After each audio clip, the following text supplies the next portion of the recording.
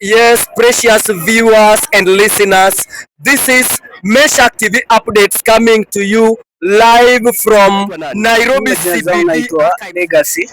Unaitwa Legacy. Unatoka maeneo gani? Mi huko Nairobi naishi Roysambu. Okay, unaishi Roysambu.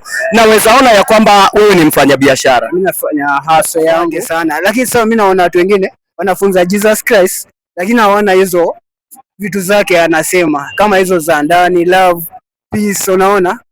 Hizo gift za Holy Spirit, unaona? Sina kuanga tu kama wana spread word, lakini hiyo word hawajaji hata wenyewe ndani yao kabisa, unaona? Sasa hizo ndio vitu Mungu amechoka nazo bana. Unaona?